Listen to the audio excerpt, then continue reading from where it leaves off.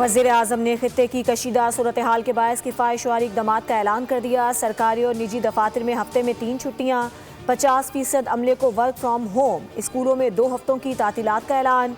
वज़ीर-ए-आज़म शहबाज शरीफ ने कौम से खिताब में कहा कि 2 माह के लिए सरकारी गाड़ियों की ईंधन में 50% कमी, जबकि 60% सरकारी गाड़ियाँ ग्राउंड की जा रही हैं। काबीना के तमाम अरकान, वज़रा, मुशीरान रज़ाकाराना तौर पर 2 माह की तनख्वाह नहीं लेंगे। अरकान पार्लियामेंट की तनख्वाहों में भी 25% कटौती की जा रही है। गवर्नर्स, सरकारी अफसरान, मुशीरान और वफाकी सूबाई वज़रा के बैरून मुल्क दौरों पर पाबंदी आयद कर दी गई है।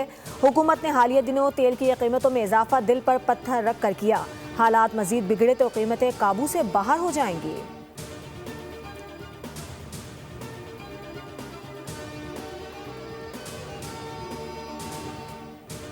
इजराइल का ईरान पर बड़ा हमला। तेहरान में ईरानी तेल के ज़खायर और तनसीबात को निशाना बना डाला। ऑयल डिपो पर आग भड़क उठी। तेहरान के जुनूब में भी रिफाइनरी पर हमला किया गया। आग से करीबी घरों को भी शदीद नुकसान पहुंचा। इजरायली फ़ौज ने दावा किया है कि ये तनसीबात ईरानी फ़ौज को तवानाई की फराहमी का बड़ा जरिया थी। ताज़ा हमले में 7 अफराद जाँ बहक, 21 ज़ख्मी हुए। अब तक के हमलों में 1400 से ज़ायद ईरानी शहीद हो चुके। यूनिसेफ के मुताबिक इजरायली और अमरीकी हमलों में 20 स्कूल और 10 अस्पताल निशाना बने। मरने वालों में 30% बच्चे शामिल हैं।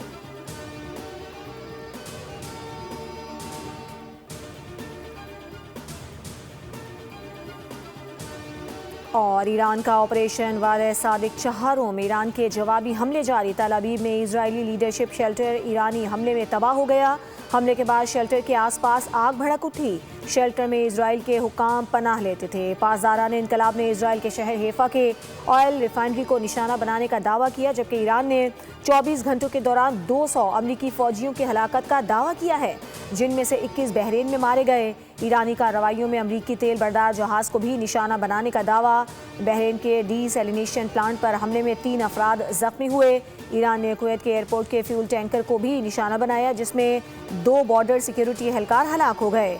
यूएई पर भी ड्रोन हमले, 4 अफराद हलाक हुए। आबनाए हुर्मज़ में यूएई की एक टगबोट धमाके से डूब गई।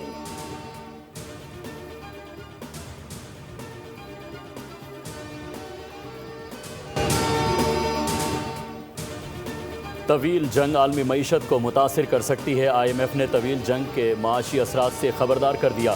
सरबरा IMF क्रिस्टलिना जॉर्जीवा ने कहा कि जंग के बाद भी आलमी मईशत को संगीन चैलेंजेस का सामना होगा। मशरिक़ वुस्ता में नया तनाज़ा आलमी मईशत की मजबूती का इम्तिहान ले रहा है। आबनाए हुर्मुज़ से गुजरने वाली जहाज़रानी तकरीबन 90% तक कम हो गई। 60% तेल और 11% LNG दरामदात आबनाए हुर्मुज़ से आती है। तेल की कीमतों में पहले ही 50% तक का इजाफा हो चुका है।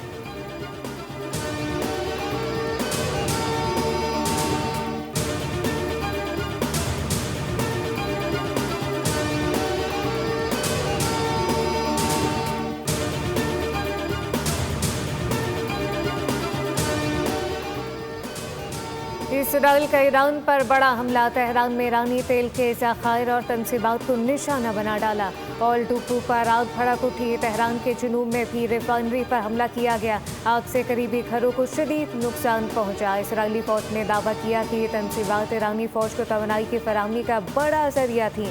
ताज़ा हमले में 7 अफराद जाँ बहक, 21 ज़ख्मी हो गए। अब तक के हमलों में 1400 से ज़ायद ईरानी शहीद, जबकि यूनिसेफ के मुताबिक इसराइली अमरीकी हमलों में 20 स्कूल और 10 अस्पताल निशाना बने। मरने वालों में 30% बच्चे शामिल।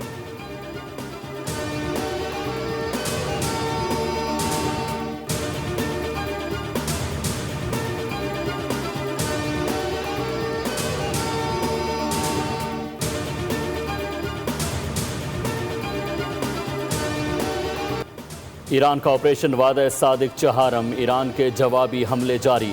तल अवीव में इसराइली लीडरशिप शेल्टर ईरानी हमले में तबाह हो गया। हमले के बाद शेल्टर के आसपास आग भड़क उठी। शेल्टर में इसराइल के आला हुक्काम पनाह लेते थे। पासदारान इनकलाब ने इसराइल के शहर हैफा की ऑयल रिफाइनरी को निशाना बनाने का भी दावा किया, जबकि ईरान ने 24 घंटों के दौरान 200 अमरीकी फ़ौजियों की हलावत का दावा कर डाला, जिनमें से 21 बहरीन में मारे गए। ईरानी कार्रवाइयों में अमरीकी तेल बरदार जहाज़ को भी निशाना बनाने का दावा किया गया। बहरीन के डिसैलिनेशन प्लांट पर हमले में 3 अफराद जख्मी हुए। ईरान ने कुवैत के एयरपोर्ट के फ्यूल टैंकर को भी निशाना बनाया, जिसमें 2 बॉर्डर सिक्योरिटी एहलकार हलाक हो गए। यूएई पर भी ड्रोन हमले, 4 अफराद हलाक हुए। आबदाए हुर्मुज़ में यूएई की एक टग बोट धमाके से डूब गई।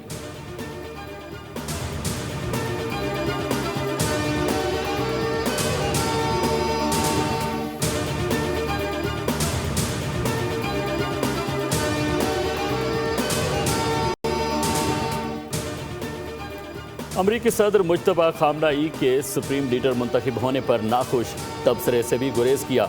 ईरानी जंग खत्म करने का फैसला मुश्तरका होगा। जंगबंदी का वक्त नेतन्याहू के साथ मिलकर तय करूंगा। अमरीकी टीवी से गुफ्तगू में अमरीकी सदर ने कहा कि अमरीका नहीं चाहता कि चंद साल बाद ईरान को दोबारा जौहरी हथियार बनाने का मौका मिले। ईरान से यूरेनियम जब्त करने के लिए खुसूसी फौजी भेजने समेत तमाम ऑपरेशन ज़ेर गौर हैं। ईरान पूरे मशरिक़ वुस्ता पर कंट्रोल हासिल करने का मंसूबा बना रहा था।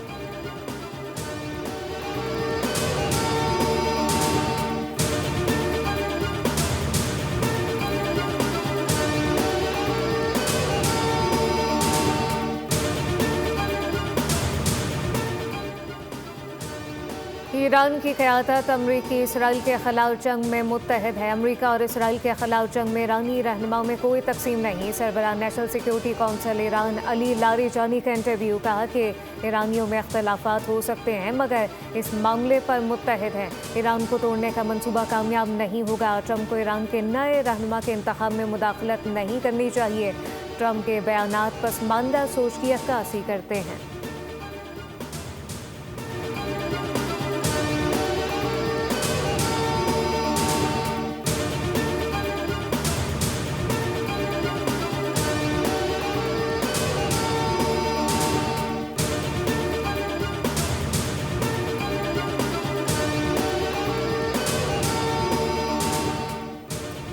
वक्त आएगा जब ईरान के पास कोई इंतखाब नहीं बचेगा। ईरान जल्द हथियार डालने पर मजबूर हो जाएगा। अमरीकी वज़ीर जंग पैट हेगिस ने कहा कि सदर ट्रंप दुरुस्त थे, कुर्बानियाँ जंग में मामूल हैं, मुस्तकबिल में मज़ीद नुकसानात भी मुतवक्के हैं। अमरीकी वज़ीर जंग ने कहा कि अभी तक ईरानी फ़ौजी अहदाफ पर भारी बमबारी शुरू नहीं की। मौजूदा कार्रवाई सिर्फ आगाज़ है, मज़ीद सख्त हमले भी करेंगे। अमरीका का मकसद ईरान के फ़ौजी ढांचे को मुकम्मल तौर पर तबाह करना है।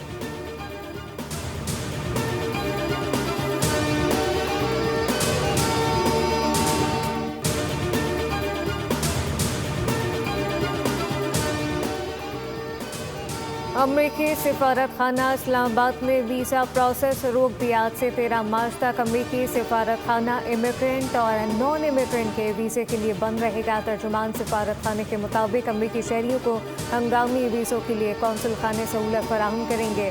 अमरीकी सिफारत खाना सिक्योरिटी वजूहात की बिना पर बंद किया गया।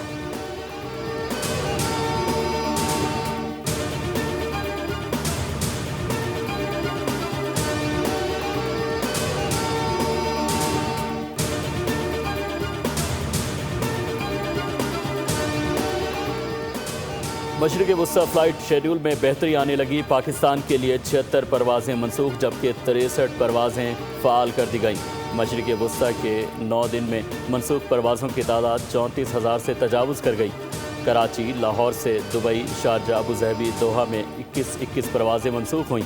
इस्लामाबाद 11, पेशावर 13, फैसलाबाद की 3 और सियालकोट से 7 परवाज़ें मनसूख की गईं। कराची 13, लाहौर से 12 और इस्लामाबाद से 16 परवाज़ों की रवानगी मुतवक्के है।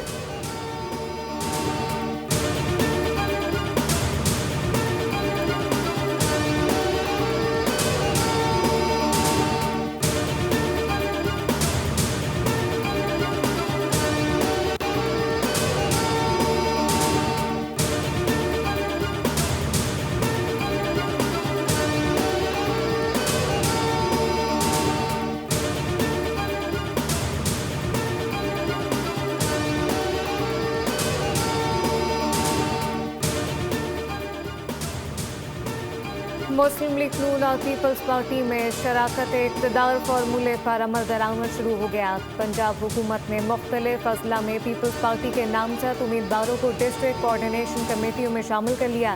गवर्नमेंट ऑफ पंजाब की जानिब से डिस्ट्रिक्ट कोऑर्डिनेशन कमेटियों के हवाले से नोटिफिकेशन जारी। डिस्ट्रिक्ट कोऑर्डिनेशन कमेटियां पुलिस, अमन अमान और तरक्याती कामों की मॉनिटरिंग करेंगी।